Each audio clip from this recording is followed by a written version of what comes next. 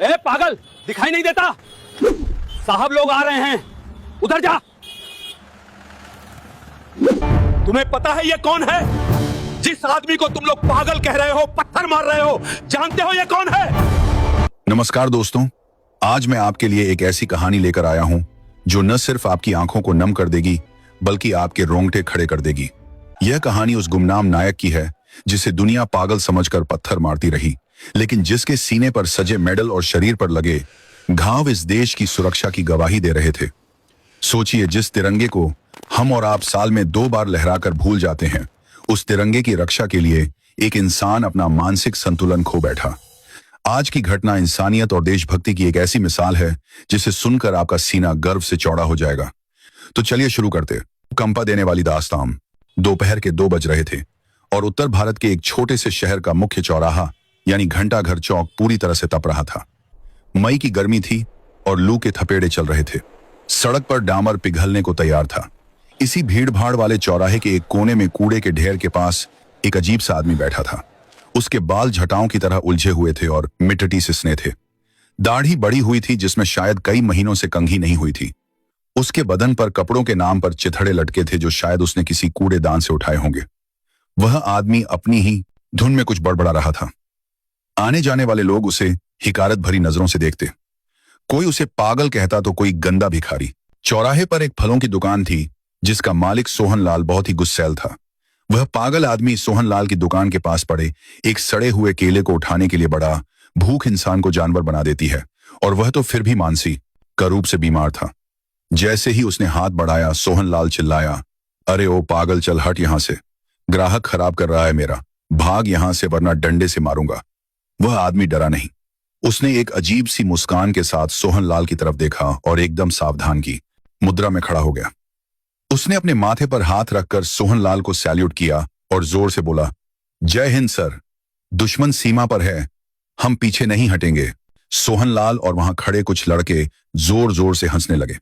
एक लड़के ने कहा, अरे यह तो पागल फौजी है, रोज इसका यही ड्रामा रहता है, दिन भर खुद को बॉर्डर पर समझता है।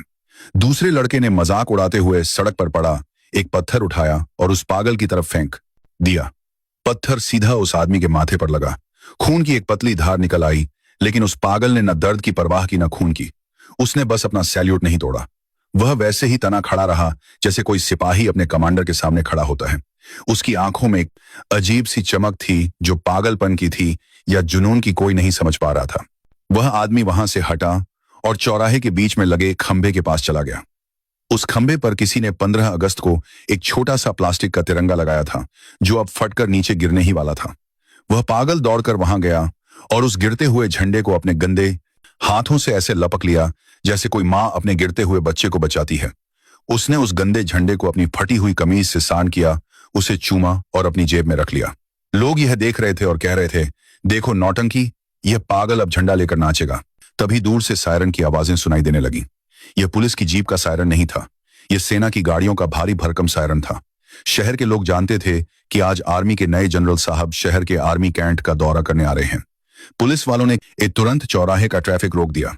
सीटी बजाते हुए हवलदार चिल्लाने लगे, सब पीछे हो जाओ, रोड खाली करो, आर्मी का काफिला आ रहा है, कोई बीच में नहीं आएगा। इंस्पेक्टर राठी अपनी जीप से उतरे और डंडा फटकारते हुए उस पागल की तरफ लपके जो अभी भी सड़क के किनारे खड़ा होकर उस प्लास्टिक के झंडे को सीधा करने की कोशिश कर रहा था। इंस्पेक्टर ने डांटते हुए कहा, पागल दिखाई नहीं देता? साहब लोग आ रहे हैं, उधर जा, गटर के पास बैठ जा, तेरी बदबू से साहब का मूड खराब हो जाएगा, चल भाग। इंस्पेक्टर ने उसे धक्का दिया। वह आदमी लड़खड़ाया, लेकिन उसने इंस्पेक्टर को भी पलटकर सैल्यूट मारा और बोला, सर, मिशन पूरा हुआ, रिपोर्टिंग फॉर इंसान ड्यूटी सर। इंस्पेक्टर ने अपना माथा पीट लिया। उसने 2 हवलदारों को इशारा किया कि इसे पकड़कर पीछे खड़ा कर दो। हवलदारों ने उस पागल को बाहों से पकड़ा और भीड़ के पीछे धकेल दिया। तभी सामने से आर्मी का काफिला नजर आया। सबसे आगे मिलिट्री पुलिस की बुलेट थी, उसके पागल बाहों की बास, पीछे जिप्सी और बीच में थी एक काले रंग की चमचमाती टाटा सफारी जिस पर 3 स्टार लगे थे। यह गाड़ी थी लेफ्टिनेंट जनरल विक्रम सिंह की।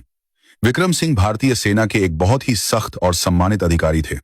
उनका नाम सुनकर ही दुश्मन कांपते थे। उन पीछे सेना के ट्रकों की एक लंबी लाइन थी। काफिला धीरे धीरे चौराहे से गुजर रहा था। जनरल विक्रम सिंह अपनी गाड़ी की पिछली सीट पर बैठे बाहर का नजारा देख रहे थे। उनकी नजर भीड़ पर थी। तभी उनकी गाड़ी उस जगह से गुजरी जहां भीड़ के पीछे वह पागल आदमी खड़ा था। हवलदारों ने उसे पकड़ा हुआ था, लेकिन जैसे ही उस पागल ने सेना की गाड़ी और उस पर लगा तिरंगा देखा, उसके अंदर न जाने क्या बिजली दौड़ी। उसने हवलदारों के हाथ झटक दिए। वह पूरी ताकत से चिल्लाया, अटेंशन। उसकी आवाज में इतनी कड़क और बुलंदी थी कि आसपास खड़े लोग सहम गए। वह पागल भीड़ को चीरता हुआ आगे आया और सड़क के किनारे एकदम सावधान खड़ा हो गया। उसने अपनी ठोड़ी ऊपर उठाई, सीना चौड़ा किया और अपनी दाहिनी हथेली को माथे पर रखकर एक ऐसा परफेक्ट सैल्यूट मारा जिसे देखकर किसी भी फौजी का दिल धड़क जाए। उसके कपड़े फटे थे, शरीर गंदा था, खून बह रहा था, लेकिन उसका पोस्चर, खड़े होने का तरीका इतना सटीक था कि जैसे वह किसी परेड ग्राउंड में खड़ा हो। जनरल विक्रम सिंह की नजर उस पागल पर पड़ी। गाड़ी आगे निकल चुकी थी, लेकिन जनरल साहब ने कुछ ऐसा देखा जिसने उन्हें बेचैन कर दिया। उन्होंने उस पागल के खड़े होने का तरीका देखा, उन्होंने उसके हाथ का वो घाव देखा, और सबसे बड़ी बात, उन्होंने उसकी आंखों में वो आग देखी जो उन्होंने 15 साल पहले एक और सिपाही की आंखों में देखी थी। जनरल विक्रम सिंह ने तुरंत ड्राइवर को आदेश दिया, गाड़ी रोको, स्टॉप द कार। ड्राइवर ने अर्जेंट ब्रेक मारा। टायरों की चीख के साथ पूरा काफिला रुक गया। पीछे आ रहे ट्रक और जीप भी रुक गईं। पुलिस वाले घबरा गए। इंस्पेक्टर राठी दौड़ते हुए आए कि शायद कोई सुरक्षा में चूक हो गई। जनरल विक्रम सिंह दरवाजा खोलकर गाड़ी से नीचे उतरे। उनके बूटों की आवाज सड़क पर गूंजी। उनकी वर्दी पर लगे मेडल सूरज की रोशनी में चमक रहे थे। उन्होंने अपना काला चश्मा उतारा और पीछे की तरफ देखा। वहां वह पागल अभी भी सैल्यूट की मुद्रा में खड़ा था। उसका हाथ नीचे नहीं आया था। जनरल विक्रम सिंह धीरे धीरे उसकी तरफ बढ़ने लगे। पूरा चौराहा सांस रोके देख रहा था। सोहनलाल और पत्थर मारने वाले लड़के डर के मारे कांप रहे थे। उन्हें लगा कि जनरल साहब अब इस पागल को मरवाएंगे क्योंकि इसने रास्ता रोका है। इंस्पेक्टर राठी बीच में आए और बोले, सर, आई एम सॉरी, यह यहां का पागल है, दिमाग से पैदल है, मैं अभी इसे हटवाता हूं। एस सिपाही ले जाओ इसे। जनरल विक्रम सिंह ने हाथ के इशारे से इंस्पेक्टर को चुप रहने को कहा। उनकी नजरें सिर्फ उस पागल पर टिकी थीं।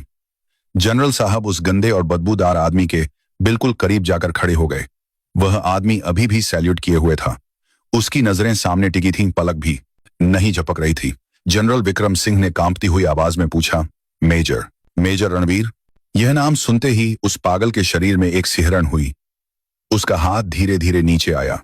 उसने अपनी धुंधली आंखों से सामने खड़े वर्दी वाले को देखा। यादों के बादल छंटने लगे।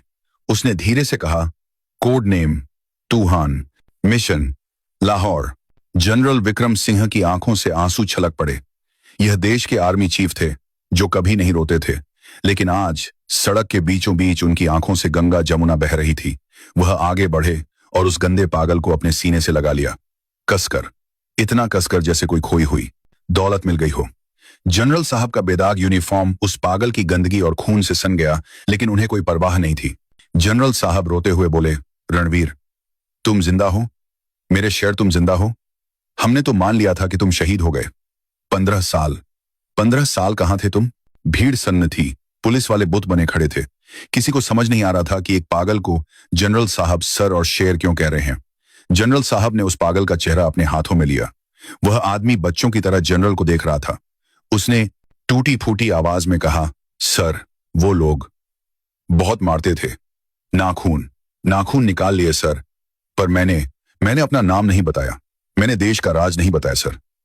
मैं पास हो गया ना सर। यह सुनकर वहां खड़े हर शख्स का कलेजा मुंह को आ गया। जनरल विक्रम सिंह ने पलटकर भीड़ और पुलिस वालों की तरफ देखा।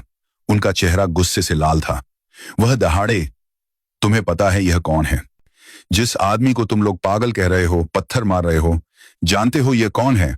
सन्नाटा छाया रहा। जनरल साहब ने चिल्लाकर कहा, यह भारतीय सेना के पैरा स्पेशल फोर्सेस के मेजर रणवीर सिंह राठौर हैं। 1999 के कारगिल युद्ध के सबसे बड़े हीरो, जिसने अकेले दुश्मन के बंकर में घुसकर उनके 10 सैनिकों को मारा था और उसके बाद एक गुप्त मिशन पर पाकिस्तान गए थे। हमें खबर मिली थी कि इन्हें पकड़कर मार दिया गया है, लेकिन यह वहां की जेलों में तड़पते रहे 15 साल। सोच सकते हो तुम लोग, 15 साल तक दुश्मन ने इनके शरीर का एक एक इंच तोड़ा होगा, इन्हें पागल बना दिया, और जब यह किसी तरह वतन वापस लौटे तो मेरे ही देश के लोगों ने मेरे ही हीरो को भिखारी बना दिया। जनरल साहब की आवाज भर्रा गई थी। शर्म आती है मुझे। जिस आजादी की हवा में तुम सांस ले रहे हो वो इसी पागल की भीख है। इसने अपना जवानी, अपना परिवार, अपना दिमाग, सब कुछ तुम्हारे लिए खो दिया। और तुम लोगों ने इसे क्या दिया? पत्थर, गालियां। सोहनलाल दुकानदार का सिर शर्म से झुक गया। जिन लड़कों ने पत्थर मारा था वे भीड़ में छुपने लगे। इंस्पेक्टर राठी की आंखों में भी पानी आ गया। मेजर रणवीर, जो अब तक पागल समझे जा रहे थे, ने अपनी जेब से वही गंदा प्लास्टिक का तिरंगा निकाला और कांपते हाथों से जनरल साहब को दिया। बोले, सर, झंडा झंडा नहीं गिरना चाहिए। देश देश बचा लिया ना हमने। जनरल विक्रम सिंह ने वह झंडा लिया और उसे माथे से लगाया। उन्होंने तुरंत अपने साथ चल रहे मेडिकल ऑफिसर को बुलाया। डॉक्टर, तुरंत एम्बुलेंस लाओ, मेजर को मिलिट्री हॉस्पिटल ले जाना है। यह वीआईपी ट्रीटमेंट है, खबरदार जो कोई कमी हुई। फिर जनरल साहब ने खुद मेजर रणवीर के फटे हुए कपड़ों को ठीक किया, अपनी जेब से कंघा निकालकर उनके बाल सही किए और फिर सबके सामने उस पागल को सैल्यूट किया। इस बार यह सैल्यूट एक जनरल का एक मेजर को नहीं था, बल्कि एक भाई का एक भाई को था, एक इंसान का एक देवता को था। देखते ही देखते वहां खड़ी हजारों की भीड़ ने तालियां बजानी शुरू कर दी। भारत माता की जय के नारे गूंजने लगे। जनरल साहब ने मेजर रणवीर का हाथ पकड़ा और उन्हें अपनी सफारी गाड़ी में बैठाया, वही सीट जहां जनरल साहब बैठते थे। जब काफिला वहां से निकला तो मेजर रणवीर गाड़ी की खिड़की से बाहर देख रहे थे और उनके चेहरे पर सुकून था, क्योंकि उन्हें अपना घर और पहचान मिल गई थी। बाद में पता चला कि मेजर रणवीर को पाकिस्तान ने पागलों की तरह बॉर्डर पर छोड़ दिया था, क्योंकि उनकी याददाश्त जा चुकी थी। वे भटकते भटकते इस शहर तक आ गए थे। मिलिट्री हॉस्पिटल में इलाज के बाद उन्हें यह याद आ गया कि वो एक फौजी हैं और आज वे अपने घर पर हैं, जहां सेना ने उन्हें पूरा सम्मान और वेतन दिया। लेकिन सवाल यह है कि क्या हमें हर बार किसी जनरल के आने का इंतजार करना पड़ेगा किसी हीरो को पहचानने के लिए? हमारे समाज में कितने ही ऐसे लोग सड़कों पर भटक रहे हैं जो किसी न इसी हादसे का शिकार हैं और हम बिना जाने उन्हें पागल कह देते हैं। उस दिन सोहनलाल और उस शहर के लोगों ने कसम खाई कि वे कभी किसी लाचार का मजाक नहीं उड़ाएंगे, क्योंकि फटे हुए कपड़ों के नीचे एक सम्राट भी हो सकता है। मेजर रणवीर ने साबित कर दिया कि एक फौजी का शरीर टूट सकता है, पर उसका जमीर और देशभक्ति कभी नहीं मरती। यह कहानी सिखाती है कि हम जिस आजादी का जश्न मनाते हैं उसकी कीमत किसी ने अपनी जिंदगी देकर चुकाई है। अगर कभी सड़क पर कोई ऐसा व्यक्ति दिखे जो तिरंगे को सम्मान दे रहा हो तो उसका मजाक मत बनाइए। दोस्तों, इस कहानी ने अगर आपके दिल को छू लिया है तो इसे शेयर जरूर करें, ताकि दुनिया को भारत के वीर सपूतों के बारे में पता चले। ऐसी ही और कहानियों के लिए स्टोरी बाय नीलेश को सब्सक्राइब करना ना भूलें। जाने से पहले कमेंट बॉक्स में जय हिंद लिखकर अपनी हाजिरी जरूर लगाएं। आपसे विदा लेता हूं और फिर मिलूंगा एक नई कहानी के साथ। तब तक अपना ख्याल रखिए और देश से प्यार करते रहिए। वंदे मातरम।